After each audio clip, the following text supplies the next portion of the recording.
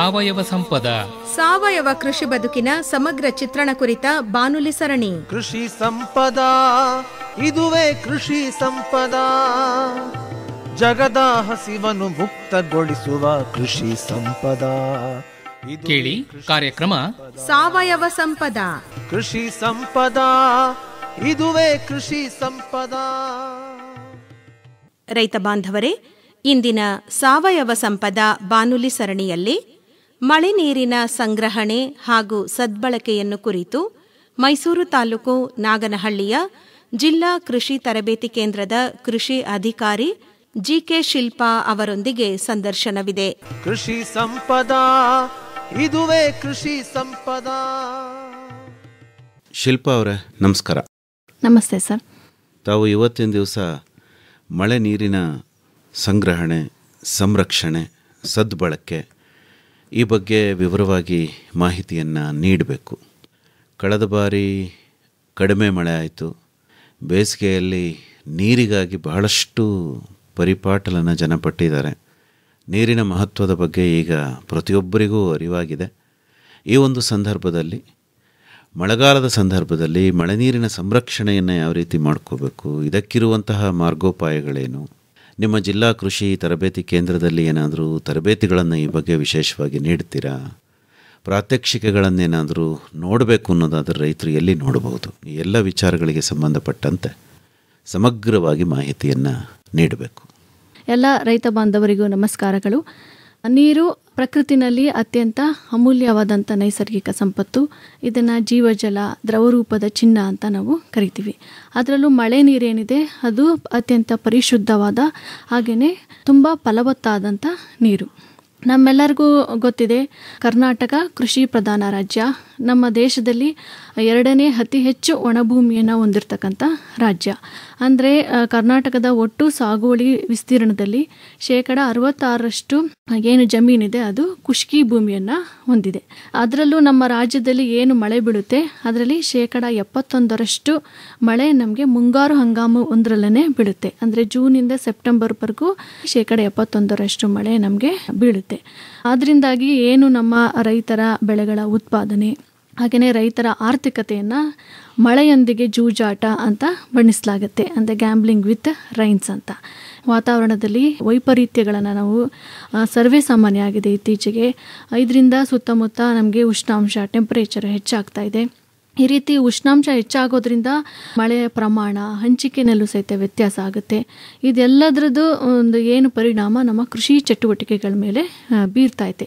ಇಂಥ ಒಂದು ಸನ್ನಿವೇಶದಲ್ಲಿ ನಮ್ಮ ರೈತರು ಮಳೆ ನೀರಿನ ಸಂಗ್ರಹಣೆ, ಸದ್ಬಳಕೆ, ಪುನರ್ಬಳಕೆ, ಅಂತರ್ಜಲ ಮರುಪೂರಣ ಈ ಒಂದು ವಿಷಯಗಳ ಬಗ್ಗೆ ಹೆಚ್ಚಿನ ಒತ್ತನ್ನು ಕೊಟ್ಟು ಪ್ರಾಮುಖ್ಯತೆಯನ್ನು ಕೊಡಬೇಕಾದಂಥ ಅನಿವಾರ್ಯತೆ, ಅವಶ್ಯಕತೆ ಈಗ ಹಿಂದೆಂದಿಗಿಂತನೂ ಹೆಚ್ಚಿಗೆ ಇದೆ.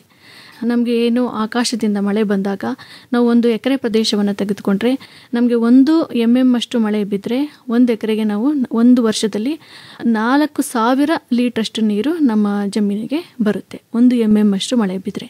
ಅದೇ 100 mm ಅಷ್ಟು ಮಳೆ ಬಿದ್ದರೆ ಸುಮಾರು 4 ಲಕ್ಷ ಲೀಟ್ರಷ್ಟು ನೀರು ನಮ್ಮ 1 ಎಕರೆ ಪ್ರದೇಶಕ್ಕೆ ಬೀಳುತ್ತೆ. ನಮ್ಮಲ್ಲಿ ಸರಾಸರಿಯಾಗಿ 700ರಿಂದ 900 ಮಿಲಿಮೀಟ್ರಷ್ಟು ಮಳೆ ಬೀಳುತ್ತೆ. ಅಂದರೆ ನಮ್ಮ ಕರಾವಳಿ ಮತ್ತು ಮಲೆನಾಡು ಜಿಲ್ಲೆಗಳನ್ನು ಹೊರತುಪಡಿಸಿ ಉಳಿದ ಎಲ್ಲ ಜಿಲ್ಲೆಗಳಲ್ಲೂ ಸರಾಸರಿಯಾಗಿ 700ರಿಂದ 900 ಮಿಲಿಮೀಟ್ರಷ್ಟು ಮಳೆ ಬೀಳುತ್ತೆ.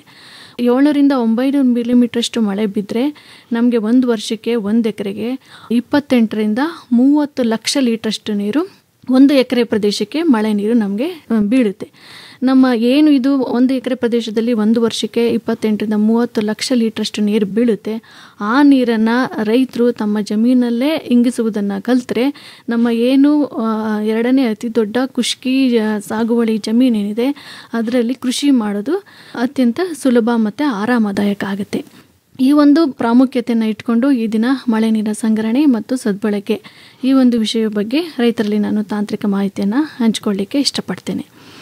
ಈಗ ನಮ್ಮ ಜಲಾನಯನದಲ್ಲಿ ನಾವು ನೋಡೋದಾದರೆ ಒಂದು ಘೋಷವಾಕ್ಯ ಇದೆ. ಅದೇನೆಂದರೆ, ಓಡುವ ನೀರನ್ನು ನಾವು ನಡೆಯುವಂತೆ ಮಾಡಬೇಕು, ನಡೆಯುವ ನೀರನ್ನು ತೆವಳುವಂತೆ ಮಾಡಬೇಕು ಮತ್ತು ತೆವಳುವ ನೀರನ್ನು ಇಂಗುವಂತೆ ಮಾಡಬೇಕು ಅಂತ. ಈ ಒಂದು ಮಳೆ ನೀರನ್ನು ನಿಧಾನಗತಿಯಲ್ಲಿ ತೆವಳುವಂತೆ ಮಾಡಿ ಇಂಗುವಂತೆ ಮಾಡಿದ್ರೆ ನಾವು ಬಿದ್ದಂಥ ಮಳೆ ನೀರನ್ನು ಸಂಗ್ರಹಣೆ ಮತ್ತು ತದನಂತರದಲ್ಲಿ ಸದ್ಬಳಕೆ ಮಾಡ್ಕೋಬಹುದು. ಈ ಮಳೆ ನೀರನ್ನು ಸಂಗ್ರಹಣೆ ಮತ್ತು ಸದ್ಬಳಕೆ ಮಾಡಲಿಕ್ಕೆ ನಾವು 3 ಪ್ರಮುಖ ವಿಧಾನಗಳಿದೆ. ಅದರಲ್ಲಿ ಮೊದಲನೇದೇನಪ್ಪ ಅಂದರೆ ಬಿದ್ದಂಥ ಮಳೆ ನೀರನ್ನು ಅಲ್ಲೇ ಸಂರಕ್ಷಣೆ ಮಾಡೋದು. ಎರಡನೇದೇನೆಂದರೆ ಹೆಚ್ಚಾದಂಥ ಹೊರ ಹರಿವಿನ ನೀರನ್ನು ಸಂರಕ್ಷಣೆ ಮಾಡೋದು. ಮೂರನೇದೇನಪ್ಪ ಅಂದರೆ ಅಂತರ್ಜಲ ಮರುಪೂರಣ ಅಂತ. ಇವುಗಳನ್ನು ನಾವು ಒಂದೊಂದಾಗಿ ಸಂಕ್ಷಿಪ್ತವಾಗಿ ನೋಡೋದಾದರೆ, ಮೊದಲನೇದು ಮಳೆ ನೀರನ್ನು ಬಿದ್ದಲ್ಲೇ ಸಂರಕ್ಷಿಸೋದಂತ. ಇದರಲ್ಲಿ ಭಾಳಷ್ಟು ವಿಧಾನಗಳು ನಮ್ಮ ಅನಾದಿ ಕಾಲದಿಂದಲೂ ಸಹಿತ ರೈತರು ಮಾಡ್ಕೋತಾ ಬಂದಿದ್ದಾರೆ. ಆದರೆ ಇತ್ತೀಚಿನ ದಿನಗಳಲ್ಲಿ ಅದರ ಕಡೆಗೆ ನಮ್ಮ ರೈತರಿಗೆ ಹೆಚ್ಚಿಗೆ ಗಮನ ಇಲ್ಲ. ಮತ್ತು ನಾವು ಹಿಂದೆ ನಮ್ಮ ರೈತರು ಯಾವ ರೀತಿ ಮಾಡ್ತಿದ್ರು ಅದೇ ರೀತಿ ತಂತ್ರಜ್ಞಾನಗಳನ್ನು ನಾವು ಮಾಡಬೇಕಾಗಿದೆ. ಒಂದೊಂದಾಗಿ ನಾವು ಸಂಕ್ಷಿಪ್ತವಾಗಿ ನೋಡೋದಾದರೆ, ಮೊದಲನೇದು ಬದುಗಳನ್ನು ನಿರ್ಮಾಣ ಮಾಡ್ತಕ್ಕಂಥದ್ದು. ಇದು ಹಳೆ ವಿಧಾನನೇ. ಅಂದರೆ ಭೂಮಿಗೆ ಇಳಿಜಾರಿಗೆ ಅನುಗುಣವಾಗಿ ನಾವು ನಿಗದಿತ ಅಂತರವನ್ನು ಕೊಟ್ಟು ಬದುಗಳನ್ನು ನಿರ್ಮಾಣ ಮಾಡೋದ್ರಿಂದ ಏನು ಮಳೆ ನೀರನ್ನು ತಡೆದು ನಾವು ಭೂಮಿಯಲ್ಲೇ ಇಂಗೋ ಥರ ಮಾಡ್ಬೋದು. ಇದರಲ್ಲಿ ಪ್ರಮುಖವಾಗಿ 2 ಥರ ಬದುಗಳಿದೆ, ಮಣ್ಣಿನ ಬದು ಮತ್ತು ಕಲ್ಲಿನ ಬದು ಅಂತ. ಈಗ ನಾವು ಮಣ್ಣಿನ ಬದು ಮಾಡಿದಾಗ ಆ ಬದುಗಳ ಮೇಲೆ ಹುಲ್ಲು, ಮೇವಿನ ಬೀಜ ಅಥವಾ ಅರಣ್ಯ ಸಸಿಗಳನ್ನಿಟ್ಟು ಆ ಬದುಗಳನ್ನು ಸಂರಕ್ಷಣೆ ಮಾಡಬೇಕಾಗುತ್ತೆ. ಅದೇ ಕಲ್ಲಿನ ಬದು ಅಂದರೆ ಯಾವ ರೈತರ ಜಮೀನಲ್ಲಿ ಕಲ್ಲಿನ ಲಭ್ಯತೆ ಇದೆ ಆ ಜಮೀನಲ್ಲಿ ಇರ್ತಕ್ಕಂಥ ಕಲ್ಲುಗಳನ್ನೇ ಬಳಸಿ ನಾವು ಕಲ್ಲುಗಳ ಬದುಗಳನ್ನು ಮಾಡಿ ಬೀಳ್ತಕ್ಕಂಥ ಮಳೆ ನೀರನ್ನು ತಡೆದು ಭೂಮಿನಲ್ಲಿ ಇಂಗಿಸ್ತಕ್ಕಂಥ ಕ್ರಮ. ಈಗೆಲ್ಲ ಟ್ರಂಚ್ ಮತ್ತೆ ಬದು ಅಂತ ಬಂದ್ಬಿಟ್ಟಿದೆಯಲ್ಲ. ಹೌದು ಸರ್, ಅದು ಕಾಲುವೆ ಮತ್ತೆ ಬದು, ಅದು ನಮ್ಮ ಕೃಷಿ ಇಲಾಖೆನಲ್ಲೂ ಸಹಿತ ಹೆಚ್ಚಿನ ಪ್ರಾಮುಖ್ಯತೆಯನ್ನು ಕೊಡ್ತಾ ಇದೀವಿ. ಅದು ಮುಂದೆ ಹೇಳ್ತೀನಿ ಸರ್. ಅಲ್ಲ, ಬದುವಿನ ಅಗಲ ಹೇಗಿರ್ಬೇಕು, ದೊಡ್ಡದಾಗಿರ್ಬೇಕಾ? ಈಗೆಲ್ಲ ಏನ್ ಮಾಡ್ತಾರೆ ರೈತರುಗಳು, ಬದುನೇ ಕೊಚ್ಚಿಬಿಡ್ತಾರೆ. ಹೌದು, ಜಮೀನು ಅದು ಅಷ್ಟು ಜಾಗ ವೇಸ್ಟ್ ಆಗುತ್ತೆ ಅನ್ನೋ ದೃಷ್ಟಿಯಿಂದ ಆ ಥರ ಮಾಡ್ತಾರೆ. ಆದರೆ ಆ ಥರ ಮಾಡಕ್ಕೆ ಹೋಗ್ಬಾರ್ದು. ಅಲ್ಲೇನು ನಮಗೆ ಜಮೀನದು ವಿಸ್ತೀರ್ಣ ಅಷ್ಟು ವೇಸ್ಟ್ ಆಗುತ್ತೆ ಅಂತಾರೆ, ಅದನ್ನು ಬೇರೆ ರೀತಿಯಾಗಿ ನಾವು ಆದಾಯವನ್ನು ತೆಗೆಯೋದ್ರ ಮೂಲಕ ಆ ಒಂದು ನಷ್ಟವನ್ನು ನಾವು ಸರಿದೂಗಿಸ್ಬೋದು.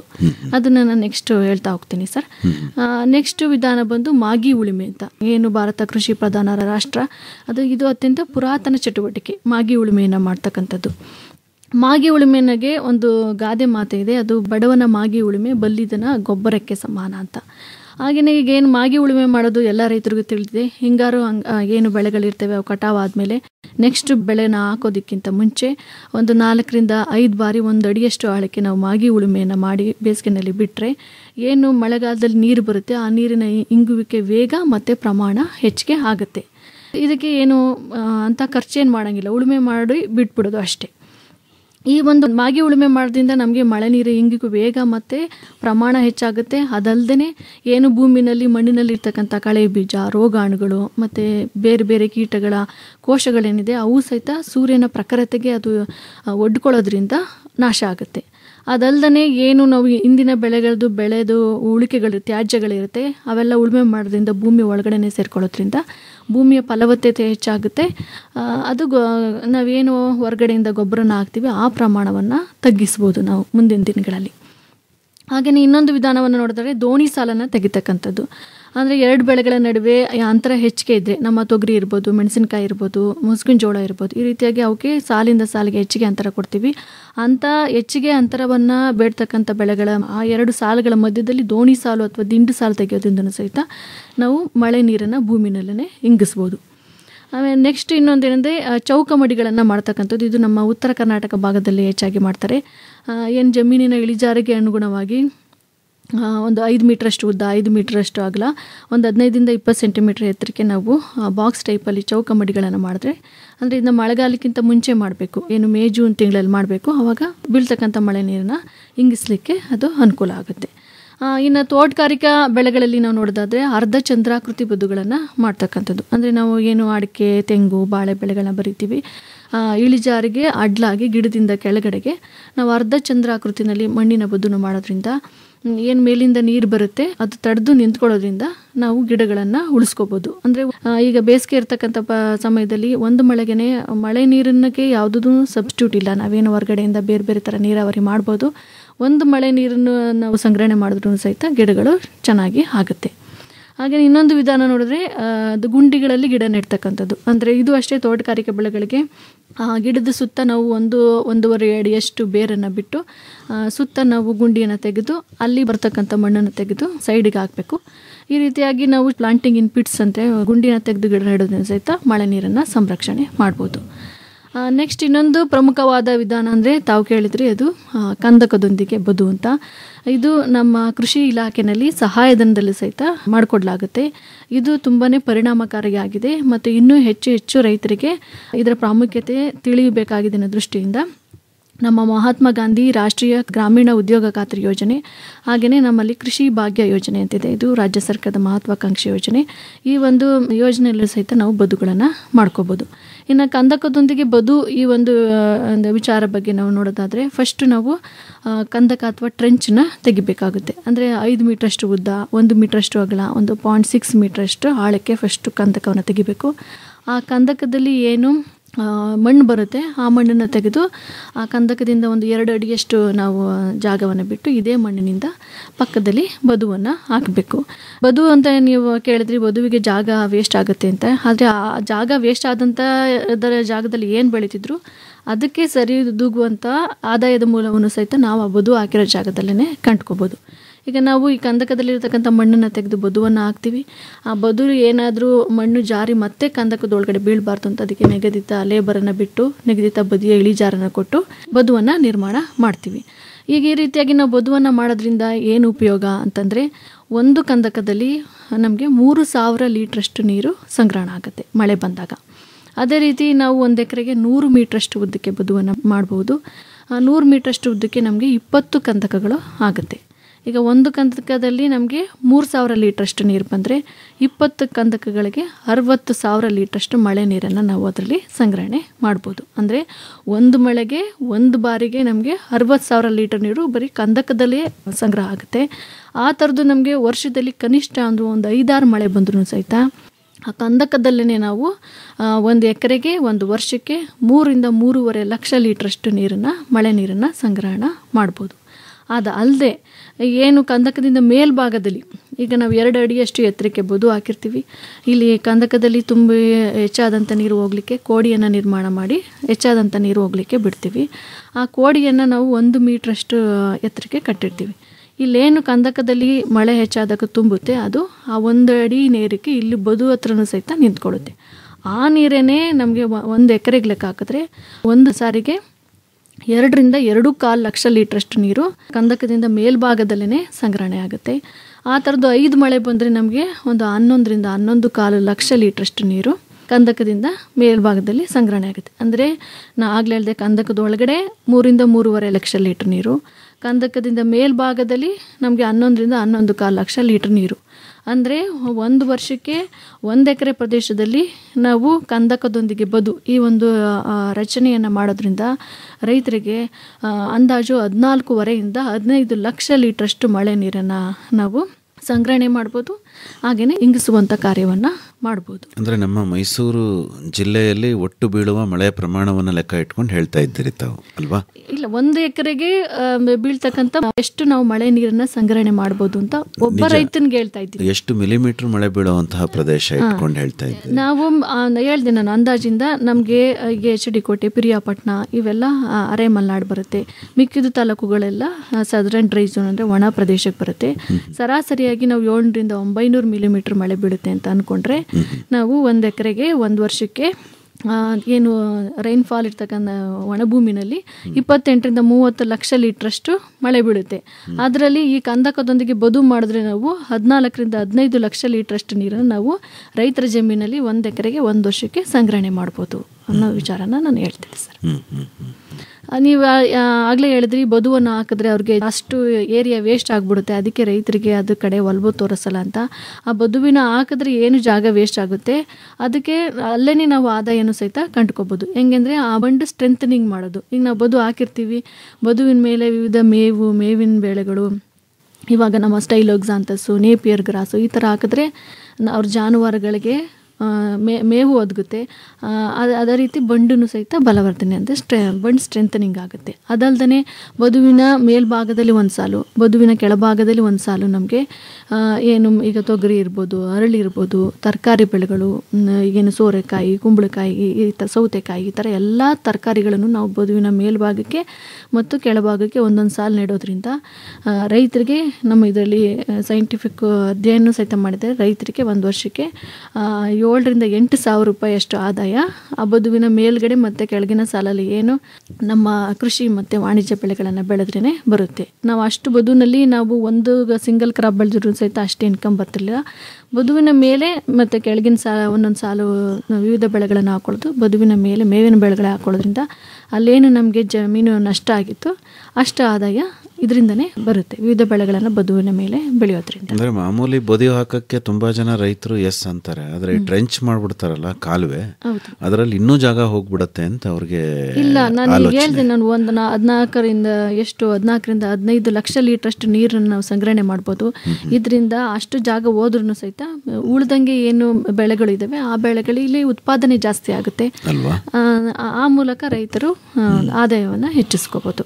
ಅಂದರೆ ಅವರು ತಿಳ್ಕೊಬೇಕಾಗಿರೋದೇನು ಅಂತಂದರೆ, ನೀರು ಅಲ್ಲಿ ನಿಲ್ಲೋದ್ರಿಂದ ಜಮೀನಿನಲ್ಲಿ ತೇವಾಂಶದ ಸಂರಕ್ಷಣೆ ಆಗುತ್ತೆ. ಹೌದು, ಮಣ್ಣು ಮತ್ತು ನೀರನ್ನು ಸಂರಕ್ಷಣೆ ಮಾಡಿದ್ರೆ ಕೃಷಿ ಚೆನ್ನಾಗಾಗುತ್ತೆ. ಆ ಒಂದು ಉದ್ದೇಶವನ್ನು ಮನಸ್ಸಿನಲ್ಲಿ ಇಟ್ಕೊಂಡು ರೈತರು ಈ ಒಂದು ಮಣ್ಣು ಮತ್ತು ನೀರು ಸಂಗ್ರಹಣಾ ರಚನೆಗಳನ್ನು ಮಾಡ್ಕೋಬೇಕಾಗತ್ತೆ. ಮತ್ತೆ ಜಮೀನಿಂದ ಏನೇ ಮೇಲ್ಮಣ್ಣು ಕೊಚ್ಕೊಂಡು ಹೋದ್ರು ಅವ್ರು ಮಾಡಿರುವಂತಹ ಟ್ರೆಂಚಲ್ಲೇ ಉಳಿಯುತ್ತೆ. ಹೌದು, ಟ್ರೆಂಚಲ್ಲಿ ಉಳಿಯುತ್ತೆ. ಇದನ್ನ ವರ್ಷಕ್ಕೊಮ್ಮೆ ಅಲ್ಲಿರ್ತಕ್ಕಂಥ ಸಿಲ್ಟ್ ಏನಿದೆ ಅದನ್ನ ತೆಗೆದು ನಿರ್ವಹಣೆ ಮಾಡಿಕೊಂಡ್ರೆ ಪ್ರತಿ ವರ್ಷನೂ ಸಹಿತ ನಾವು ಅಷ್ಟು ಮಳೆ ನೀರನ್ನು ಸಂಗ್ರಹಣೆ ಮಾಡಬಹುದು. ಅದೇ ಅಂದ್ರೆ ಮಣ್ಣು ಕೂಡ ಸಂರಕ್ಷಣೆ ಆಗುತ್ತೆ, ಮಣ್ಣು ಮತ್ತು ನೀರು ಎರಡನ್ನೂ ಸಹಿತ ಸಂರಕ್ಷಣೆ ಆಗುತ್ತೆ. ಜಮೀನಲ್ಲಿ ತೇವಾಂಶ ನಿಲ್ಲುತ್ತೆ. ಹೌದು, ಸೂಕ್ಷ್ಮ ಜೀವಿಗಳ ಚಟುವಟಿಕೆ ಜಾಸ್ತಿ ಆಗುತ್ತೆ, ಮಣ್ಣಿನ ಆರೋಗ್ಯ ಚೆನ್ನಾಗಿರುತ್ತೆ. ಹೌದು ಅಲ್ವೇ?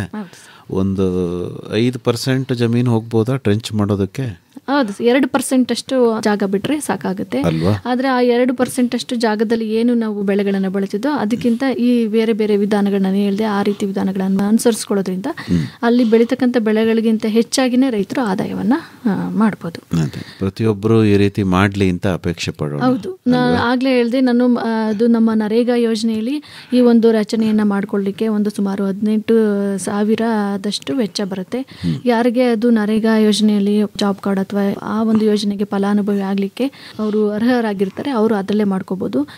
ಕೆಲವರಿಗೆ ಅದು ಜಾಬ್ ಕಾರ್ಡ್ ಇಲ್ಲ ಅಂತಕ್ಕಂಥ ರೈತರು ಸಹಿತ ಸ್ವಂತವಾಗೂ ಸಹಿತ ಒಂದು ಏನು ಮೆಷಿನಲ್ಲಿ ಸಹಿತ ಮಾಡಿಕೊಂಡ್ರೆ ಒಂದು 7,000-8,000 ರೂಪಾಯಿಗೆ ಅಷ್ಟಕ್ಕೆ 1 ಎಕರೆಗೆ ಆಗೋಷ್ಟು ನಾವು ಏನು ಕಂದಕದೊಂದಿಗೆ ಈ ಒಂದು ರಚನೆಯನ್ನು ಮಾಡ್ಕೋಬೋದಾಗಿದೆ. ಹಾಗೆಯೇ ಇದಕ್ಕೆ ಮುಂದುವರೆದಂತೆ ಇನ್ನೊಂದು ಪ್ರಮುಖ ವಿಚಾರ ಏನಂದರೆ ಇನ್ನೊಂದು ಸಾರಜನಕ ಚಕ್ರ ಅಂತ ಮಳೆ ನೀರಿಗೆ ಸಂಬಂಧಪಟ್ಟಂತೆ. ಈಗ ಇದು ನಮ್ಗೆ ಗೊತ್ತಿದೆ, ವಾತಾವರಣದಲ್ಲಿ 78% ಸಾರಜನಕ ಇದೆ. ಯಾವಾಗ ಮಳೆ ಬೀಳುತ್ತೆ, ಗುಡುಗು, ಸಿಡಿಲು, ಮಿಂಚು ಈ ರೀತಿಯಾಗಿ ಮಳೆ ಬಂದಾಗ ಅಲ್ಲಿ ಏನು ಅದು ಎಲೆಕ್ಟ್ರಿಕ್ ಶಾಕ್ಗೆ ವಾತಾವರಣದಲ್ಲಿರ್ತಕ್ಕಂಥ 78% ಸಾರಜನಕ ಆ ಮಳೆ ನೀರಿನ ಜೊತೆ ಕರಗಿ ನೀರಿನ ಮೂಲಕ ಭೂಮಿಗೆ ಬರುತ್ತೆ. ಏನು ಇದು ವಾತಾವರಣದಲ್ಲಿದೆ ಅದು ಸಾವಯವ ಸಾರಜನಕ ಆಗಿರುತ್ತೆ. ಈ ಒಂದು ಮಳೆ ನೀರಿನ ಮೂಲಕ ಬರ್ತಕ್ಕಂಥ ಸಾವಯವ ಸಾರಜನಕವನ್ನು ಸಹಿತ ನಾವು ಈ ಬದುಗಳನ್ನು ನಿರ್ಮಾಣ ಮಾಡಿ ಮಳೆ ನೀರನ್ನ ಇಂಗಿಸೋದ್ರಿಂದ ನಮಗೆ ಖರ್ಚಿಲ್ದರೆ ವಾತಾವರಣದಲ್ಲಿರ್ತಕ್ಕಂಥ ಸಾವಯವ ಸಾರಜನಕವನ್ನು ನಾವು ಬೆಳೆಗಳಿಗೆ ಸಿಗುವ ಹಾಗೆ ಮಾಡ್ಬೋದು. ಅಂದರೆ ನಾವು ಒಂದು 100 kg ಯೂರಿಯಾ ಹಾಕಿದ್ರೆ ನಮಗೆ ಎಷ್ಟು ಸಾರಜನಕ ಸಿಗುತ್ತೋ ಅಷ್ಟು ನಾವು ಮಳೆ ಬಂದಾಗ ಮಳೆ ನೀರಿನ ಜೊತೆಲಿ ವಾತಾವರಣದಲ್ಲಿರ್ತಕ್ಕಂಥ ಸಾವಯವ ಸಾರಜನಕ ಏನು ಕರಗಿ ಭೂಮಿಗೆ ಬರುತ್ತೆ ಅದನ್ನು ನಾವು ಬದುಗಳನ್ನು ಹಾಕಿ ಆ ನೀರನ್ನು ಇಂಗಿಸಿದ್ರೆ 100 kg ಹಾಕೋ ಅಷ್ಟು ಏನು ನಾವು ಯೂರಿಯಾ ಹಾಕ್ತೀವಿ ಅಷ್ಟು ಖರ್ಚನ್ನ ರೈತರು ಕಡಿಮೆ ಮಾಡ್ಕೋಬೋದು. ಮತ್ತು ಸಾವಯವ ರೂಪದ ಸಾರಜನಕವನ್ನು ನಾವು ಬೆಳೆಗಳಿಗೆ ಕೊಡ್ಬೋದು. ಒಂದು ಅಧ್ಯಯನದ ಪ್ರಕಾರ ನಮಗೆ 8.16 kg ಅಮೋನಿಯಾ ಅಥವಾ ನೈಟ್ರೇಟ್ ರೂಪದ ಸಾರಜನಕ ಈ ಒಂದು ಮಳೆ ನೀರನ್ನು ನಾವು ಭೂಮಿಗೆ ಇಂಗಿಸೋದ್ರಿಂದ ನಮ್ಮ ಭೂಮಿನಲ್ಲಿ ಇಂಗುತ್ತೆ, ಹಾಗೆ ಗಿಡಗಳಿಗೆ ಸಾವಯವ ಸಾರಜನಕವನ್ನು ನಾವು ಒದಗಿಸ್ಬೋದು. ಇದು ಒಂದು ಮಳೆ ನೀರಿನ ಸಂಗ್ರಹಣೆ ಮತ್ತು ಸಂರಕ್ಷಣೆಯಲ್ಲಿ ಈ ಒಂದು ಅಂಶವನ್ನು ಸಹಿತ ನಮ್ಮ ರೈತರು ಗಮನದಲ್ಲಿ ಇಟ್ಕೋಬೇಕಾಗತ್ತೆ. ಇದಿಷ್ಟು ಬಿದ್ದಂಥ ಮಳೆ ನೀರನ್ನು ಬಿದ್ದಲ್ಲೇ ಸಂರಕ್ಷಣೆ ಮಾಡ್ತಕ್ಕಂಥ ವಿಧಾನಗಳು. ಈಗ ಮುಂದಿನ ವಿಧಾನವನ್ನು ನೋಡೋದಾದರೆ ಹೊರ ಹರಿವಿನ ನೀರಿನ ಸಂರಕ್ಷಣೆ ಅಂತ. ಇದರಲ್ಲಿ ನಾವು ಕೃಷಿ ಹೊಂಡವನ್ನು ನಾವು ಮಾಡ್ತಕ್ಕಂಥದ್ದು. ಈಗ ನಮ್ಗೆ ಗೊತ್ತಿದೆ, ಮಳೆ ಪ್ರಮಾಣ ಹೆಚ್ಚಾದಾಗ ನಾವು ಎಲ್ಲ ನೀರನ್ನು ಸಹಿತ ನಾವು ಭೂಮಿನಲ್ಲಿ ಇಂಗಿಸೋದಕ್ಕೆ ಆಗೋದಿಲ್ಲ. ಆವಾಗ ಹೆಚ್ಚಾದಂಥ ಮಳೆ ನೀರನ್ನು ನಾವು ಜಮೀನಿನ ತಗ್ಗು ಪ್ರದೇಶದಲ್ಲಿ ಕೃಷಿ ಹೊಂಡವನ್ನು ನಿರ್ಮಾಣ ಮಾಡಿ ಅಲ್ಲಿ ಸಂಗ್ರಹಣೆ ಮಾಡ್ಕೋಬೇಕಾಗತ್ತೆ. ಅಂದರೆ ಹೆಚ್ಚಾದಂಥ ಮಳೆ ನೀರನ್ನು ನಾವು ನೀರು ದಾರಿಗೆ ಬಿಟ್ಟು ನೀರು ದಾರಿಗಳ ಮುಖಾಂತರ ಕೃಷಿ ಹೊಂಡಕ್ಕೆ ತಗ್ಗು ಪ್ರದೇಶಕ್ಕೆ ಹೋಗೋ ಥರ ಮಾಡಿ ಅಲ್ಲಿ ಈ ಒಂದು ಕೃಷಿ ಹೊಂಡ ನಿರ್ಮಾಣ ಮಾಡಿ ಮಳೆ ನೀರನ್ನು ಸಂಗ್ರಹಣೆ ಮಾಡ್ಕೋಬೇಕಾಗತ್ತೆ. ಆ ಒಂದು ನೀರನ್ನು ನಾವು ಮಳೆ ಇಲ್ಲದಂಥ ಸಂದರ್ಭದಲ್ಲಿ ಬೆಳೆಗಳಿಗೆ ಒಂದು ಸಂದಿಗ್ಧ ಪರಿಸ್ಥಿತಿಯಲ್ಲಿ ರಕ್ಷಣಾತ್ಮಕ ನೀರಾವರಿಯಾಗಿ ಈ ಒಂದು ನೀರನ್ನು ಬಳಸಿ ನಾವು ಬೆಳೆಗಳನ್ನು ಮಳೆ ಇಲ್ಲದಂಥ ಸಂದರ್ಭದಲ್ಲಿ ರಕ್ಷಣೆ ಮಾಡ್ಕೋಬೋದು. ಅದಲ್ಲದೆ ನಾವು ಆ ಹೊಂಡದಲ್ಲಿ ನಾವು ಅಜೋಲನ ಉತ್ಪಾದನೆ ಮಾಡ್ಕೊಳ್ಳೋದ್ರಿಂದ ಜೈವಿಕ ಗೊಬ್ಬರವನ್ನು ತಯಾರಿಸ್ಕೋಬೋದು. ಹಾಗೆಯೇ ಅಲ್ಲಿ ಸಣ್ಣ ಪ್ರಮಾಣದಲ್ಲಿ ಮೀನು ಸಾಕಾಣಿಕೆ ಮಾಡೋದ್ರಿಂದ ರೈತರಿಗೆ ಅಡಿಷ್ನಲ್ ಸೋರ್ಸ್ ಆಫ್ ಇನ್ಕಮು ಸಹಿತ ಆಗುತ್ತೆ. ಇದು ಅಷ್ಟೇ, ಈಗ ನಮ್ಮ ಪಂಚಾಯತ್ ರಾಜ್ ಇಲಾಖೆ ಇರ್ಬೋದು, ನಮ್ಮ ಕೃಷಿ ಇಲಾಖೆಯಲ್ಲೂ ಸಹಿತ ಹೆಚ್ಚಿನ ಒತ್ತನ್ನು ಕೊಡಲಾಗ್ತಿದೆ ಮಳೆ ನೀರು ಸಂಗ್ರಹಣಾ ರಚನೆ ಈ ಒಂದು ಕೃಷಿ ಹೊಂಡಕ್ಕೆ. ನಮ್ಮ ನರೇಗಾ ಯೋಜನೆ ಅಡಿಯಲ್ಲೂ ಸಹಿತ ನಾವು ನಿರ್ಮಾಣ ಮಾಡ್ಕೋಬೋದು. ಹಾಗೆಯೇ ನಮ್ಮ ರಾಜ್ಯ ಸರ್ಕಾರದ್ದು ಒಂದು ಮಹತ್ವಾಕಾಂಕ್ಷಿ ಯೋಜನೆ ಇದೆ, ಅದು ಕೃಷಿ ಭಾಗ್ಯ ಯೋಜನೆ ಅಂತ. ಈ ಯೋಜನೆಯಲ್ಲೂ ಸಹಿತ ಕೃಷಿ ಹೊಂಡ ಮಾಡಲಿಕ್ಕೆ ಸಹಾಯಧನವನ್ನು ಕೊಡ್ತಾರೆ. ಇದರಲ್ಲಿ ಏನಂದರೆ ಒಟ್ಟು 6 ಘಟಕಗಳಿರುತ್ತೆ. ಒಂದು ಕೃಷಿ ಹೊಂಡ, ಹಾಗೆಯೇ ಇನ್ನೊಂದು ಅಲ್ಲಿ ಕೃಷಿ ಹೊಂಡದಲ್ಲಿರ್ತಕ್ಕಂಥ ಏನು ಸಂಗ್ರಹ ಆಗುತ್ತೆ ನೀರು, ಅದು ಹಿಂಗದಿರೋ ಥರ ಪಾಲಿಥೀನಿನ ಹೊದಿಕೆ ಅಂದರೆ ಟಾರ್ಪಲ್ ಅಂತಾರೆ, ಪಾಲಿಥೀನ್ ಶೀಟನ್ನು ಕೊಡಲಾಗುತ್ತೆ. ಆಮೇಲೆ ಕ್ಷೇತ್ರ ಬದ್ದು ನಿರ್ಮಾಣ ಮಾಡಲಿಕ್ಕೂ ಒಂದು ಘಟಕವನ್ನು ಸೇರಿಸಲಾಗಿದೆ. ಹಾಗೆಯೇ ಏನು ನೀರು ತುಂಬಿಕೊಂಡಾಗ ಜಾನುವಾರುಗಳು ಬೀಳದೇ ಇರಲಿ ಅಂತ ಸುತ್ತ ತಂತಿ ಬೇಲಿ ಹಾಕ್ಲಿಕ್ಕೂ ಸಹಿತ ಪ್ರಾವಿಷನ್ ಮಾಡಲಾಗಿದೆ. ಹಾಗೆಯೇ ಹೊಂಡದಲ್ಲಿ ತುಂಬಿದಂಥ ನೀರನ್ನು ಎತ್ತಲಿಕ್ಕೆ ಡೀಸೆಲ್ ಪಂಪ್ ಸೆಟ್ ಘಟಕವನ್ನು ಸೇರಿಸಲಾಗಿದೆ. ಮತ್ತು ಆ ನೀರನ್ನು ಬೆಳೆಗಳಿಗೆ ಹಾಯಿಸಲಿಕ್ಕೆ ಸೂಕ್ಷ್ಮ ನೀರಾವರಿ ಘಟಕಗಳು ಅಂದರೆ ಸ್ಪ್ರಿಂಕ್ಲರ್ ಡ್ರಿಪ್ಗಳಿಗೆ ಸಹಿತ ಸಹಾಯಧನವನ್ನು ಈ ಒಂದು ಕೃಷಿ ಭಾಗ್ಯ ಯೋಜನೆಯಲ್ಲಿ ಕೊಡ್ತಾರೆ. ಈ 6 ಘಟಕಗಳ ಸಹಾಯಧನದಲ್ಲಿ ನಮ್ಮ ರೈತರು ಉಪಯೋಗಿಸ್ಕೊಂಡು ಮಳೆ ನೀರಿನ ಸಂಗ್ರಹಣೆಯನ್ನು ಮಾಡಿ ಬೆಳೆಗಳಿಗೆ ಬೇಕಾದಾಗ ಅದನ್ನು ಉಪಯೋಗ ಮಾಡ್ಕೋಬೋದು. ಇನ್ನು ಇದರಲ್ಲಿ ಏನೇನು ಸಹಾಯಧನ ದೊರೆಯುತ್ತೆ ಅನ್ನೋದನ್ನು ನೋಡೋದಾದರೆ, ನಮ್ಮ ಇದು ಏನು ಕೃಷಿ ಹೊಂಡ ಮತ್ತು ಪಾಲಿಥೀನ್ ಹೊದಿಕೆ ಕ್ಷೇತ್ರ ಬದಿಗೆ ನಮ್ಮ ಸಾಮಾನ್ಯ ರೈತರಿಗೆ 80% ಸಹಾಯಧನ ಇದೆ. ಪರಿಶಿಷ್ಟ ಜಾತಿ ಮತ್ತು ವರ್ಗದ ರೈತರಿಗೆ 90% ಸಹಾಯಧನವನ್ನು ಕೊಡಲಾಗುತ್ತೆ. ಅದೇ ರೀತಿ ಇನ್ನು ತಂತಿ ಬೇಲಿ ಹಾಕಲಿಕ್ಕೆ ಸಾಮಾನ್ಯ ವರ್ಗದವರಿಗೆ 40% ಸಹಾಯಧನ, ಏನು ಪರಿಶಿಷ್ಟ ಜಾತಿ ಮತ್ತು ಪರಿಶಿಷ್ಟ ವರ್ಗದವರಿಗೆ 50% ಸಹಾಯಧನ ಕೊಡ್ತಾರೆ.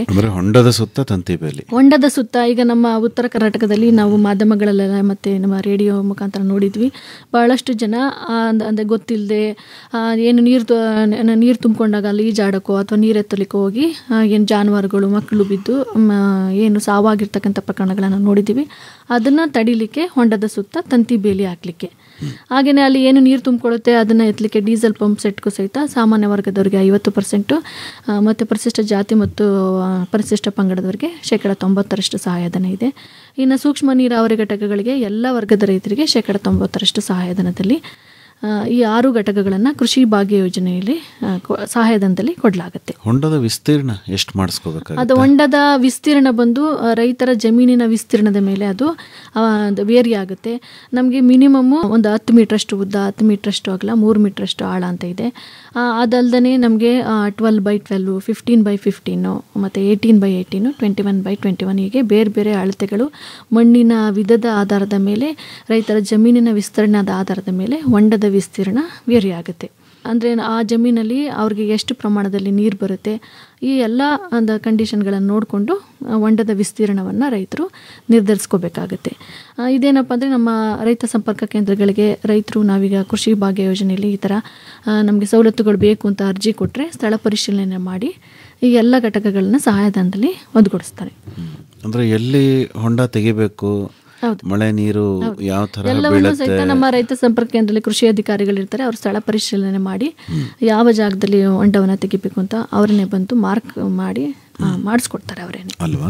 ಅಂದ್ರೆ ಮಣ್ಣಿನ ಇಳಿಜಾರು, ಅಂದ್ರೆ ಜಮೀನಿನ ಇಳಿಜಾರು, ಮಣ್ಣಿನ ವಿಧ ಮತ್ತೆ ಜಮೀನಿನ ವಿಸ್ತೀರ್ಣ, ಹೀಗೆ ಎಲ್ಲಾ ಅಂಶಗಳನ್ನ ಪರಿಗಣನೆ ತೆಗೆದುಕೊಂಡು ಮಾಡಿಕೊಡ್ಲಾಗುತ್ತೆ. ಅಂದ್ರೆ ತಾವು ಈ ಹಿಂದೆ ಹೇಳಿದ್ರಲ್ಲ ಟ್ರೆಂಚ್ ಕಮ್ ಬದು, ಅದನ್ನು ಮಾಡಿಕೊಂಡು ಕೃಷಿ ಹೊಂಡಾನು ಮಾಡಿಕೊಂಡ್ರೆ ತುಂಬಾ ಒಳ್ಳೇದು. ಹೌದೌದು, ಅದು ಬಿದ್ದಂತ ಮಳೆ ನೀರನ್ನ ಇಂಗಿಸ್ಲಿಕ್ಕೆ ಅನುಕೂಲ ಆಗುತ್ತೆ. ಇದು ಹೆಚ್ಚಾದಂತ ಮಳೆ ನೀರನ್ನ ಸಂಗ್ರಹಣೆ ಮಾಡ್ಲಿಕ್ಕೆ ಕೃಷಿ ಹೊಂಡ ಅನುಕೂಲ ಆಗುತ್ತೆ. ಅಂದ್ರೆ ಎರಡನ್ನೂ ಮಾಡ್ಕೋಬಹುದು. ಅಂದ್ರೆ ಟ್ರೆಂಚ್ ಒಳಗೆ ಜಮೀನಿಂದ ಬಿದ್ದಿದ್ದ ಏನ್ ಹೆಚ್ಚಾದ ನೀರೇನಿದೆ ಅದು ಹೊರದು ಬರೋದಕ್ಕೊಂದು ದಾರಿ ಮಾಡಿ ಅಲ್ಲಿ ಹೊಂಡನ ತುಂಬಿಸ್ತಾರೆ. ಇಲ್ಲಿ ಟ್ರೆಂಚ್ ಅಲ್ಲಿ ಹೆಚ್ಚಾದಂತ ನೀರನ್ನ ಕೋಡಿ ಮಾಡಿ ಆ ಕೋಡಿಯಿಂದ ಹೆಚ್ಚಾದಂತ ನೀರು ದಾರಿಗೆ ಬಿಟ್ಟು ನೀರು ದಾರಿಯಿಂದ ಕೃಷಿ ಹೊಂಡಕ್ಕೆ ಬರೋ ತರ ಮಾಡ್ಕೋಬೇಕಾಗುತ್ತೆ. ಅಂದ್ರೆ ಏನ ಇಡೀ ಜಮೀನಲ್ಲಿ ಬೀಳುತ್ತೆ ಒಂದ್ ಹನಿ ಮಳೆ ನೀರನ್ನು ವ್ಯರ್ಥ ಮಾಡ್ತಾನೆ ಬಿದ್ದಂತ ಮಳೆ ನೀರನ್ನ ಅಲ್ಲೇ ಮಣ್ಣು ಮತ್ತೆ ನೀರನ್ನ ಅಲ್ಲೇ ಸಂರಕ್ಷಣೆ ಮಾಡೋದ್ರಿಂದ ಖುಷ್ಕಿ ಬೇಸಾಯ ನಮ್ಮ ರೈತರಿಗೆ ಸುಗಮವಾಗಿ ಆಗಲಿ ಅನ್ನೋ ದೃಷ್ಟಿಯಿಂದ ಈ ಎಲ್ಲ ಯೋಜನೆಗಳನ್ನು ಸರ್ಕಾರದಿಂದ ಕೊಡಲಾಗಿದೆ.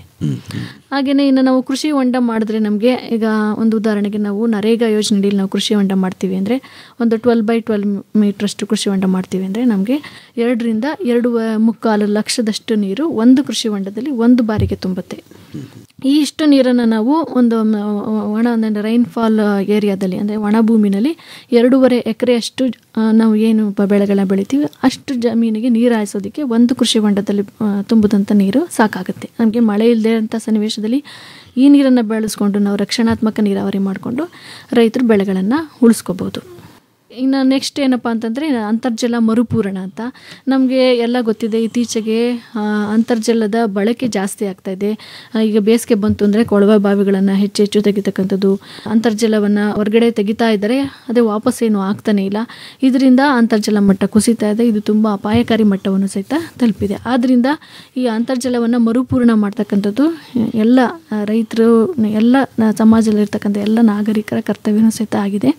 ಈ ಅಂತರ್ಜಲ ಮರುಪೂರಣದಲ್ಲಿ ನಮ್ಮ ಕೃಷಿಗೆ ಸಂಬಂಧಪಟ್ಟಂಗೆ ಈ ಬೋರ್ವೆಲ್ ರೀಚಾರ್ಜ್ ಮಾಡ್ತಕ್ಕಂಥದ್ದು. ಈಗ ಹೊಸದಾಗಿ ನಾವು ಕೊಳವೆ ಬಾವಿಗಳನ್ನು ಕೊರಿತಾ ಹೋಗೋ ಬದಲು ಎಲ್ಲಿ ಫೇಲ್ಯೂರ್ ಆಗಿದೆ ಅಥವಾ ನೀರು ಕಡಿಮೆ ಬರ್ತಕ್ಕಂಥ ಬೋರ್ವೆಲ್ಗಳಿದ್ದಾವೆ ಅಲ್ಲಿ ಬೋರ್ವೆಲ್ ರೀಚಾರ್ಜ್ ಮಾಡೋದ್ರಿಂದ ನಾವು ಅಂತರ್ಜಲ ಮರುಪೂರಣ ಮಾಡ್ಬೋದು. ಇದನ್ನು ನಾವು ಸಂಕ್ಷಿಪ್ತವಾಗಿ ಹೇಳೋದಾದರೆ ನಮ್ದು ಏನು ಬೋರ್ವೆಲ್ ಇದೆ ಅದ್ರ ಸುತ್ತ ಒಂದು 3 ಮೀಟ್ರಷ್ಟು ಉದ್ದ, 3 ಮೀಟ್ರಷ್ಟು ಅಗಲ, 3 ಮೀಟ್ರಷ್ಟು ಆಳಕ್ಕೆ ಗುಂಡಿ ತೆಗಿಬೇಕು. ಆ ಕೇಸಿಂಗ್ ಪೈಪನ್ನು ಸೆಂಟ್ರಾಗಿ ಇಟ್ಕೊಂಡು ಅದಕ್ಕೊಂದು ತಳದಲ್ಲಿ ಒಂದು 1:2:4 ಅಷ್ಟು ಕಾಂಕ್ರೀಟನ್ನು ಹಾಕಿ ಅದನ್ನ ಫರ್ಮಾಗಿ ಕೂರಿಸ್ಬೇಕು ಕೇಸಿಂಗ್ ಪೈಪನ್ನು. ಆಮೇಲೆ ಕೆಳಗಡೆಯಿಂದ ಒಂದು 2ರಿಂದ 2.5 ಅಡಿಯಷ್ಟು ಅಂತರವನ್ನು ಬಿಟ್ಟು ಅದಕ್ಕೆ ಒಂದು 2ರಿಂದ 3 mm ಅಷ್ಟು ನಾವು ರಂಧ್ರಗಳನ್ನು ಮಾಡಬೇಕು ಕೇಸಿಂಗ್ ಪೈಪ್ಗೆ. ಅದ್ರ ಸುತ್ತ ನಾವು ನೈಲಾನ್ ಮೆಷನ್ನು ಸುತ್ತಿ ಒಂದು ದಾರದಿಂದ ಕಟ್ಟಬೇಕು. ಅದಾದ ನಂತರ ನಾವೀಗ ಏನು ಗುಂಡಿಯನ್ನು ತೆಗೆದಿದ್ವಿ ಅದನ್ನು ಕೆಳಗಡೆಯಿಂದ ಮೇಲ್ಭಾಗಕ್ಕೆ ತುಂಬ್ತಾ ಹೋಗಬೇಕು. ಅಂದರೆ ಫಸ್ಟ್ ನಾವು ಒಂದು 1.2 ಮೀಟ್ರಷ್ಟು ದಪ್ಪಕ್ಕೆ ಬೋಲ್ಡರ್ಸನ್ನು ಹಾಕಬೇಕು. ಅದರಿಂದ ಮೇಲಕ್ಕೆ ಒಂದು 0.4 ಮೀಟ್ರಷ್ಟು ದಪ್ಪಕ್ಕೆ 40 mm ಜಲ್ಲಿ ಹಾಕಬೇಕು. ಅದರಿಂದ ಮೇಲಕ್ಕೆ ಒಂದು 0.4 ಮೀಟ್ರಷ್ಟು ದಪ್ಪಕ್ಕೆ 20 mm ಜಲ್ಲಿ ಹಾಕಬೇಕು. ಅದರಿಂದ ಮೇಲಕ್ಕೆ ನಾವು ಆ ನೀರನ್ನು ಕುಡಿಯೋ ನೀರೇ ಉದ್ದೇಶಕ್ಕೆ ಬಳಸೋದಾದರೆ ಒಂದು 15 ಸೆಂಟಿಮೀಟ್ರಷ್ಟು ದಪ್ಪಕ್ಕೆ ಇದ್ಲು ಹಾಕಬೇಕು. ನಾವು ಬರೀ ವ್ಯವಸಾಯಕ್ಕೆ ಮಾತ್ರ ಉಪಯೋಗಿಸ್ತೀವಿ, ಕುಡಿಯೋದಕ್ಕೆ ಏನು ಉಪಯೋಗಿಸಲ್ಲ ಅಂದರೆ ಇದ್ಲು ಹಾಕೋ ಅವಶ್ಯಕತೆ ಇರೋದಿಲ್ಲ. ಅಂದರೆ ಅದು ಫಿಲ್ಟರ್ ಮಾಡುತ್ತೆ ಅನ್ನೋ ದೃಷ್ಟಿಯಿಂದ. ಅದರಿಂದ ಮೇಲಕ್ಕೆ ಒಂದು 0.7 ಮೀಟ್ರಷ್ಟು ದಪ್ಪಕ್ಕೆ ಮರಳನ್ನು ಹಾಕಬೇಕು. ಈ ರೀತಿಯಾಗಿ ನಾವು ತಳದಿಂದ ಮೇಲಕ್ಕೆ ಈ ವಿವಿಧ ಏನು ಮಿಶ್ರಣಗಳನ್ನು ತುಂಬ್ತಾ ಹೋಗಬೇಕು. ಲಾಸ್ಟಿಗೆ ಒಂದು 2 ಅಡಿಯಷ್ಟು ಗ್ಯಾಪನ್ನು ಬಿಡಬೇಕಾಗತ್ತೆ. ಅಂದರೆ ನಮಗೆ ಮಳೆ ನೀರು ಹರ್ಕೊಂಡು ಈ ಒಂದು ಗುಂಡಿಗೆ ಬರಲಿಕ್ಕೆ ಅದು ನೈಸರ್ಗಿಕವಾಗಿ ಹರಿವಿರಬೇಕು. ಇಲ್ಲಾಂದರೆ ನೀರು ದಾರಿಗಳನ್ನ ಮಾಡಿಕೊಂಡು ಅಲ್ಲಿಂದ ಮಳೆ ನೀರು ಬಂದು ಇಲ್ಲಿಗೆ ಬೀಳೋ ಥರ ಮಾಡ್ಕೋಬೇಕಾಗುತ್ತೆ ರೈತರು ಜಮೀನಲ್ಲಿ. ಏನು ಬಂದಂಥ ಮಳೆ ನೀರು ನಾವು 2 ಅಡಿಯಷ್ಟು ಗ್ಯಾಪನ್ನು ಬಿಟ್ಟಿರ್ತೀವಿ, ಅಲ್ಲಿ ನಿಂತು ಲೇಯರ್ ಬೈ ಲೇಯರ್ ಇಳಿದು ಅಲ್ಲಿ ಕೇಸಿಂಗ್ ಪೈಪಲ್ಲಿ ಏನು ರಂಧ್ರಗಳನ್ನು ಮಾಡಿರ್ತೀವಿ ಅದ್ರ ಮೂಲಕ ಭೂಮಿ ಒಳಗಡೆ ಹೋಗೋದ್ರಿಂದ ಅಂತರ್ಜಲ ಮರುಪೂರಣ ಆಗುತ್ತೆ. ಇದಿಷ್ಟು ಅಂತರ್ಜಲ ಮರುಪೂರಣಕ್ಕೆ ಸಂಬಂಧಪಟ್ಟಂಗೆ. ಹಾಗೆಯೇ ಇನ್ನೊಂದು ಪ್ರಮುಖವಾದ ವಿಷಯ ಏನಪ್ಪ ಅಂದರೆ ನಾವು ನೀರಿನ ಮೇಲೆ ಅವಲಂಬನೆ ಏನಿದೆ ಅದನ್ನು ಕಡಿಮೆ ಮಾಡಬೇಕಾಗತ್ತೆ. ಈಗ ನಾವು ನೋಡ್ತಾ ಇದ್ದೀವಿ, ಈ ವರ್ಷ ಬೇಸಿಗೆ ಇದೆ, ಬರಗಾಲ ಇದೆ, ನೀರಿಗೆ ಹಾಹಾಕಾರನೇ ಇದೆ. ಅದಕ್ಕೆ ನಾವು ನೀರಿನ ಅವಲಂಬನೆಯನ್ನು ಕಡಿಮೆ ಮಾಡಬೇಕು. ಈಗ ನಾವು ಆಯಿಸೋ ನೀರಾವರಿ ಮಾಡಿದ್ರೆ ನಮಗೆ 1 ಎಕರೆಗೆ 1 ಲಕ್ಷ ಲೀಟ್ರಷ್ಟು ನೀರು ಬೇಕಾಗುತ್ತೆ ಫ್ಲಡ್ ಇರಿಗೇಷನ್ ಮಾಡಿದ್ರೆ. ಅದೇ ನಾವು ಅದನ್ನ ಸ್ಪ್ರಿಂಕ್ಲರ್ ಅಥವಾ ತುಂತುರು ನೀರಾವರಿಯಲ್ಲಿ ಮಾಡಿದ್ರೆ ಒಂದು 40,000 ಲೀಟ್ರಷ್ಟು ನೀರು ಸಾಕಾಗುತ್ತೆ. ಅದನ್ನೇ ನಾವು ಹನಿ ನೀರಾವರಿ ಮಾಡಿದ್ರೆ 20,000 ಲೀಟ್ರೇ ಸಾಕಾಗುತ್ತೆ 1 ಎಕರೆಗೆ. ಆದ್ದರಿಂದ ನಾವು ಲಘು ನೀರಾವರಿ ಘಟಕಗಳನ್ನು, ಈಗ ಮಳೆ ನೀರನ್ನ ಸದ್ಬಳಕೆ ಮಾಡ್ಕೋಬೇಕಂದ್ರೆ ಲಘು ನೀರಾವರಿ ಘಟಕಗಳನ್ನು ಅಳವಡಿಸ್ಕೋಬೇಕು. ಇದರಲ್ಲಿ 2 ವಿಧ, ಒಂದು ತುಂತುರು ನೀರಾವರಿ, ಹನಿ ನೀರಾವರಿ ಅಂತ. ಈ ಲಘು ನೀರಾವರಿ ಘಟಕಗಳನ್ನು ಅಳವಡಿಸ್ಕೊಳ್ಳೋದ್ರಿಂದ ಕಡಿಮೆ ನೀರಲ್ಲಿ ನಾವು ಹೆಚ್ಚಿಗೆ ಬೆಳೆಯನ್ನು ತೆಗಿಬೋದು. ಅಂದರೆ ಪರ್ ಡ್ರಾಪ್ 3 ಕ್ರಾಪ್ ಅಂತ ಇದೆ. ಈ ರೀತಿಯಾಗಿ ನಾವು ಮಳೆ ನೀರನ್ನ ಸದ್ಬಳಕೆ ಮಾಡಿಕೊಂಡು ಸಂದಿಗ್ಧ ಪರಿಸ್ಥಿತಿಯಲ್ಲಿ ರಕ್ಷಣಾತ್ಮಕ ನೀರಾವರಿಯನ್ನು ಮಾಡಿ ಕಡಿಮೆ ನೀರಲ್ಲಿ ನಾವು ಬೆಳೆಗಳನ್ನ ಉಳಿಸ್ಕೊಂಡು ಹೆಚ್ಚು ಒಂದು ಇಳುವರಿಯನ್ನು ತೆಗಿಬೋದು. ಇದಕ್ಕೂ ಸಹಿತ ಸರ್ಕಾರದಲ್ಲಿ ಪ್ರಧಾನಮಂತ್ರಿ ಕೃಷಿ ಸಿಂಚಾಯಿ ಯೋಜನೆ, ಪರ್ ಡ್ರಾಪ್ 3 ಕ್ರಾಪ್ ಅಂತ ಒಂದು ಯೋಜನೆ ಇದೆ. ಹಾಗೆಯೇ ಅಟಲ್ ಭೂಜಲ್ ಯೋಜನೆ ಅಂತ ಇದೆ. ಈ ಯೋಜನೆಗಳಲ್ಲಿ ನಮ್ಮ ರೈತರು ರೈತ ಸಂಪರ್ಕ ಕೇಂದ್ರಕ್ಕೆ ಅರ್ಜಿ ಕೊಟ್ಟರೆ ಅದು ಏನದು ದಾಖಲೆಗಳನ್ನು ಪರಿಶೀಲಿಸಿ ಜ್ಯೇಷ್ಠತೆ ಆಧಾರದ ಮೇಲೆ ಕೊಡ್ತಾರೆ. ಇದು ಏನು ಒಂದು ನೀರಿನ ಸದ್ಬಳಕೆ ಪ್ರಾಮುಖ್ಯತೆಯನ್ನು ಸರ್ಕಾರ ಅರಿತುಕೊಂಡು ಎಲ್ಲ ವರ್ಗದ ರೈತರಿಗೆ 90% ಸಹಾಯಧನದಲ್ಲಿ ಈ ಒಂದು ಲಘು ನೀರಾವರಿ ಘಟಕಗಳನ್ನು ಸಹಾಯಧನದಲ್ಲಿ ವಿತರಣೆ ಮಾಡ್ತಾ ಇದೆ. ಇದಿಷ್ಟು ಏನು ನೀರಿನ ಸದ್ಬಳಕೆ ವಿಚಾರದಂಗೆ. ಹಾಗೆಯೇ ಇನ್ನು ಕೊನೆಯದಾಗಿ ಹೊದಿಕೆ ಅಥವಾ ಮಲ್ಚಿಂಗ್ ಅಂತ. ಅಂದರೆ ಈಗ ನಾವು ಮಳೆ ನೀರನ್ನು ಬಿದ್ದಲ್ಲೇ ಇಂಗಿಸಿದ್ವಿ, ಅಂತರ್ಜಲ ಮರುಪೂರಣ ಮಾಡಿದ್ವಿ, ಹೆಚ್ಚಾದಂಥ ನೀರನ್ನು ಸಂಗ್ರಹಣೆ ಮಾಡಿದ್ವಿ. ಈ ಭೂಮಿಯಲ್ಲಿ ಇರತಕ್ಕಂಥ ತೇವಾಂಶವನ್ನು ರಕ್ಷಣೆ ಮಾಡಲಿಕ್ಕೆ ಹೊದಿಕೆ ಅಥವಾ ಮಲ್ಚಿಂಗನ್ನು ಮಾಡಬೇಕಾಗುತ್ತೆ. ಇದರಿಂದ ಭೂಮಿಯಲ್ಲಿರ್ತಕ್ಕಂಥ ತೇವಾಂಶ ಆವಿ ಆಗೋದನ್ನು ತಡಿಬೋದು. ಅದ್ರ ಜೊತೆಗೆ ಮಣ್ಣಿನ ಸವಕಳಿಯನ್ನು ತಡಿಬೋದು, ಕಳೆಗಳನ್ನು ಸಹಿತ ನಿಯಂತ್ರಣ ಮಾಡ್ಬೋದು. ಇದರಲ್ಲಿ 3 ವಿಧಗಳಿದೆ. ಒಂದು ಮಣ್ಣಿನ ಹೊದಿಕೆ, ತ್ಯಾಜ್ಯಗಳಿಂದ ಹೊದಿಕೆ, ಹಾಗೆ ಸಜೀವ ಹೊದಿಕೆ ಅಥವಾ ಲೈವ್ ಮಲ್ಚ್ ಅಂತ ಕರಿತೀವಿ. ಈ ಮಣ್ಣಿನ ಹೊದಿಕೆ ಅಂದರೆ ಪುಡಿ ಮಣ್ಣನ್ನು ನಾವು ಹೊದಿಕೆಯಾಗಿ ಮಾಡೋದ್ರಿಂದ ಮೇಲ್ಪದರದಲ್ಲಿ ತೇವಾಂಶವನ್ನು ರಕ್ಷಣೆ ಮಾಡ್ಬೋದು. ಇನ್ನು ತ್ಯಾಜ್ಯಗಳ ಹೊದಿಕೆಗೆ ಬಂದರೆ ಏನು ಬೆಳೆಗಳ ಉಳಿಕೆ ಅಥವಾ ತ್ಯಾಜ್ಯ ಇರುತ್ತೆ, ಹುಲ್ಲು ತರಗನ್ನ ನಾವು ಗಿಡಗಳ ಸುತ್ತ ತ್ಯಾಜ್ಯ ಹಾಕ್ಬೋದು, ಅಥವಾ ಎಲ್ಲೆಲ್ಲಿ ಖಾಲಿ ಜಾಗದಲ್ಲಿದೆ ಅಲ್ಲೆಲ್ಲ ತ್ಯಾಜ್ಯನ ಹೊದಿಕೆ ಮಾಡೋದ್ರಿಂದ ಭೂಮಿಯಲ್ಲಿ ಮಣ್ಣಿಲಿರ್ತಕ್ಕಂಥ ತೇವಾಂಶ ಭಾಳ ಕಾಲದವರೆಗೆ ಉಳಿಯುತ್ತೆ. ಹಾಗೆಯೇ ಆ ತ್ಯಾಜ್ಯಗಳೇನಿದೆ ಅದು ಮಣ್ಣಿನಲ್ಲೇ ಕರಗಿ ಅದು ಗೊಬ್ಬರ ಆಗೋದ್ರಿಂದ ಮಣ್ಣಿನ ಫಲವತ್ತತೆಯನ್ನು ಸಹಿತ ನಾವು ಹೆಚ್ಚಿಗೆ ಮಾಡ್ಬೋದು. ಹಾಗೆಯೇ ಕೊನೆಯ ವಿಧಾನದ ಸಜೀವ ಹೊದಿಕೆ ಅಥವಾ ಲೈವ್ ಮಲ್ಚ್ ಅಂತೀವಿ.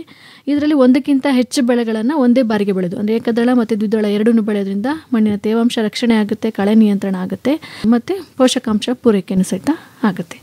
ನಿಮ್ಮ ಜಿಲ್ಲಾ ಕೃಷಿ ತರಬೇತಿ ಕೇಂದ್ರದಲ್ಲಿ ಈ ವಿಚಾರಗಳಿಗೆ ಸಂಬಂಧಪಟ್ಟಂತೆ ಏನಾದರೂ ತರಬೇತಿ ಕೊಡ್ತೀರಾ ಮೇಡಮ್? ಹೌದು, ನಮ್ಮ ಜಿಲ್ಲಾ ಕೃಷಿ ತರಬೇತಿ ಕೇಂದ್ರದಲ್ಲಿ ಏಪ್ರಿಲಿಂದ ಜುಲೈ ತಿಂಗಳವರೆಗೆ ನಾವು ಆನ್ಲೈನ್ ತರಬೇತಿಗಳನ್ನು ಮಾಡ್ತೀವಿ. ಅದರಲ್ಲಿ ನಾವು ಇವಾಗ ಏನು ಹೇಳ್ತೀವಿ, ಮಳೆ ನೀರಿನ ಸಂರಕ್ಷಣೆ, ಮಣ್ಣು ಮತ್ತು ನೀರಿನ ಸಂರಕ್ಷಣೆ ಹಾಗೂ ಬೆಳೆ ಬಿತ್ತನೆಯಿಂದ ಹಿಡಿದು ಕಟಾವು, ನಂತರ ವ್ಯಾಲ್ಯೂ ಅಡಿಷನ್, ಪೋಸ್ಟ್ ಹಾರ್ವೆಸ್ಟಿಂಗಿಗೆ ಎಲ್ಲ ವಿಚಾರಗಳ ಬಗ್ಗೆ ನಾವು ಆನ್ಲೈನ್ ತರಬೇತಿಗಳನ್ನು ಈಗ ಹಮ್ಮಿಕೊಂಡಿದ್ದೀವಿ. ಇದಕ್ಕೆ ರಾಜ್ಯಾದ್ಯಂತ ಯಾವುದೇ ಜಿಲ್ಲೆಯ ರೈತರು ಆನ್ಲೈನ್ ಮೂಲಕ ಭಾಗವಹಿಸ್ಬೋದು. ಇದಾದ ನಂತರ ನಮ್ಮಲ್ಲೇ ಇನ್ಸ್ಟಿಟ್ಯೂಷನಲ್ ಟ್ರೈನಿಂಗ್ ಅಂತ ಅಲ್ಲೇ ಬಂದು ರೈತರ ತರಬೇತಿನ ತೆಗೆದುಕೊಳ್ಳುವಂಥ ತರಬೇತಿಗಳು. ಇದರಲ್ಲಿ ನಾವು 6 ದಿನ ತರಬೇತಿಗಳನ್ನು ಮಾಡ್ತೀವಿ, ಸ್ಪೆಷಲೈಸ್ಡ್ ಟ್ರೈನಿಂಗ್ ಅಂತ. ಅದಲ್ಲದೆ 3 ದಿನ ತರಬೇತಿಗಳನ್ನು ಮಾಡ್ತೀವಿ. ಅದರಲ್ಲಿ ಏನು ಮಣ್ಣು ಮತ್ತು ನೀರಿನ ಸಂರಕ್ಷಣೆಗೆ, ನೈಸರ್ಗಿಕ ಸಂಪನ್ಮೂಲಗಳ ಸಂರಕ್ಷಣೆಗೆ ನಾವು ಹೆಚ್ಚಿಗೆ ಒತ್ತು ಕೊಡ್ತೀವಿ. ಮತ್ತು ಬೆಳೆ ಉತ್ಪಾದನೆ, ಅಲ್ಲಿ ಬರ್ತಕ್ಕಂಥ ಕೀಟ ರೋಗಗಳ ನಿರ್ವಹಣೆ, ಹೀಗೆ ಹಲವಾರು ವಿಷಯಗಳ ಬಗ್ಗೆ ರೈತರಿಗೆ ಯಾವ ವಿಷಯದಲ್ಲಿ ಆಸಕ್ತಿ ಇದೆ ಆ ವಿಷಯಗಳ ಬಗ್ಗೆ, ಮತ್ತು ಇವಾಗ ಅವಶ್ಯಕತೆ ಏನಿದೆ ಪ್ರಸ್ತುತದಲ್ಲಿ, ಈ ರೀತಿಯಾಗಿ ವಿವಿಧ ವಿಷಯಗಳ ಬಗ್ಗೆ ನಾವು ತರಬೇತಿಯನ್ನು ಕೊಡ್ತೀವಿ. ಪ್ರಾಯೋಗಿಕವಾಗೂ ಈ ಎಲ್ಲ ಮಾಹಿತಿ ಹೇಳ್ಕೊಡ್ತೀವಿ. ಹೌದು, ನಾವು 3 ದಿನಗಳ ತರಬೇತಿ, 6 ದಿನಗಳ ತರಬೇತಿಯಲ್ಲಿ ನಾವು ಪ್ರಾಯೋಗಿಕವಾಗೂ ಸಹಿತ ಡೆಮಾನ್ಸ್ಟ್ರೇಷನ್ ಥರ ಎಲ್ಲ ಮಾಡಿ ನಾವು ರೈತರಿಗೆ ತೋರಿಸ್ಕೊಡ್ತೀವಿ. ಹೆಚ್ಚಿನ ಮಾಹಿತಿ ಬೇಕು ಅಂದರೆ ಶಿಲ್ಪ ಅವರೇ ತಮ್ಮನ್ನೇ ನೇರವಾಗಿ ನಮ್ಮ ಕೇಳುಗರು ಸಂಪರ್ಕಿಸಬೇಕು. ನಿಮ್ಮ ಮೊಬೈಲ್ ಸಂಖ್ಯೆ? ನನ್ನ ಮೊಬೈಲ್ ಸಂಖ್ಯೆ 7484718470. ನಿಧಾನವಾಗಿ ಹೇಳಿ ಇನ್ನೊಂದ್ಸರಿ. 7484718470. ಇನ್ನೂ ಒಂದ್ಸರಿ ಹೇಳ್ಬಿಡಿ ಮೇಡಮ್. 7481318470. ಒಳ್ಳೆಯದು ಶಿಲ್ಪ ಅವರೇ, ಇದುವರೆಗೂ ಮಳೆ ನೀರಿನ ಸಂಗ್ರಹಣೆ ಮತ್ತು ಸದ್ಬಳಕೆಗೆ ಸಂಬಂಧಪಟ್ಟಂತೆ ಬಹಳ ಉಪಯುಕ್ತವಾದ ಮಾಹಿತಿ ನೀಡಿದ್ರಿ. ವಂದನೆಗಳು, ನಮಸ್ಕಾರ. ನನಗೆ ಈ ಒಂದು ಮಳೆ ನೀರಿನ ಸಂಗ್ರಹಣೆ ಮತ್ತು ಸದ್ಬಳಕೆ ಈ ಒಂದು ವಿಷಯದ ಬಗ್ಗೆ ತಾಂತ್ರಿಕ ಮಾಹಿತಿಯನ್ನು ಹಂಚಿಕೊಳ್ಳಿಕ್ಕೆ ಅವಕಾಶ ಮಾಡಿಕೊಟ್ಟಂಥ ಆಕಾಶವಾಣಿ ಮೈಸೂರು ಹಾಗೂ ಕೇಶವಮೂರ್ತಿ ಸರ್ ಅವರಿಗೂ ಹೃತ್ಪೂರ್ವಕವಾಗಿ ಧನ್ಯವಾದಗಳನ್ನು ಅರ್ಪಿಸ್ತೇನೆ. ಕೃಷಿ ಸಂಪದಾ, ಇದುವೇ ಕೃಷಿ ಸಂಪದಾ. ಮೈಸೂರು ತಾಲೂಕು ನಾಗನಹಳ್ಳಿಯ ಜಿಲ್ಲಾ ಕೃಷಿ ತರಬೇತಿ ಕೇಂದ್ರದ ಕೃಷಿ ಅಧಿಕಾರಿ ಜಿಕೆ ಶಿಲ್ಪಾ ಅವರೊಂದಿಗೆ ಮಳೆ ನೀರಿನ ಸಂಗ್ರಹಣೆ ಹಾಗೂ ಸದ್ಬಳಕೆಯನ್ನು ಕುರಿತ ಸಂದರ್ಶನವನ್ನು ಕೇಳಿದಿರಿ. ಬರುವ ವಾರ ಎರೆಹುಳು ಸಾಕಾಣಿಕೆಯನ್ನು ಕುರಿತ ಸಂವಾದವಿದೆ. ಭಾಗವಹಿಸುತ್ತಾರೆ ಮಳವಳ್ಳಿ ತಾಲೂಕು ಮಿಕ್ಕೆರೆ ಗ್ರಾಮದ ಕೃಷಿಕ ದಂಪತಿ ಎಂಎ ಶಿವಣ್ಣ ಹಾಗೂ ಎಂಸಿ ಹೇಮಲತಾ. ಸಾವಯವ ಸಂಪದ, ಸಾವಯವ ಕೃಷಿ ಬದುಕಿನ ಸಮಗ್ರ ಚಿತ್ರಣ ಕುರಿತ ಬಾನುಲಿ ಸರಣಿ ಕೇಳಿದಿರಿ. ಕೃಷಿ ಸಂಪದಾ, ಇದುವೇ ಕೃಷಿ ಸಂಪದಾ. ಜಗದ ಹಸಿವನ್ನು ಮುಕ್ತಗೊಳಿಸುವ ಕೃಷಿ ಸಂಪದಾ. ಸಹಯೋಗ ವಿಸ್ತರಣಾ ಶಿಕ್ಷಣ ಘಟಕ, ಸಾವಯವ ಕೃಷಿ ಸಂಶೋಧನಾ ಕೇಂದ್ರ ನಾಗನಹಳ್ಳಿ, ಮೈಸೂರು ಜಿಲ್ಲಾ ಕೃಷಿ ತರಬೇತಿ ಕೇಂದ್ರ, ಕೃಷಿ ಇಲಾಖೆ ಮೈಸೂರು, ವಲಯ ಕೃಷಿ ಸಂಶೋಧನಾ ಕೇಂದ್ರ ವಿಸಿ ಫಾರಂ ಮಂಡ್ಯ ಹಾಗೂ ಮೈಸೂರು, ಮಂಡ್ಯ, ಚಾಮರಾಜನಗರ ಜಿಲ್ಲಾ ಸಾವಯವ ಕೃಷಿಕರ ಒಕ್ಕೂಟ. ಸಾವಯವದಲ್ಲಿ ಸಮಗ್ರ ಕೃಷಿ ಇದೆ, ಮಣ್ಣಿಗೂ ಮನುಜಗೂ ಆರೋಗ್ಯ. ವಿಷ ರಾಸಾಯನಿಕವಾ ಕೃಷಿಯಲ್ಲಿ ತೊರೆದರೆ ಬೆಳೆಯೋ ಬೆಳೆಯೆಲ್ಲ ಅಮೃತವು ಬೆಳೆಯೋ. ಶೀರ್ಷಿಕೆ ಗೀತ ರಚನೆ ರಮೇಶ್ ಪಿ ರಂಗಸಮುದ್ರ. ಗೀತೆಯ ರಾಗ ಸಂಯೋಜನೆ ಹಾಗೂ ಗಾಯನ ನಿತಿನ್ ರಾಜಾರಾಮ್ ಶಾಸ್ತ್ರಿ. ಕೃಷಿ ಸಂಪದಾ, ಇದುವೇ ಕೃಷಿ ಸಂಪದಾ. ನೆರವು ಆರ್ ಲೋಕೇಶ್ವರಿ.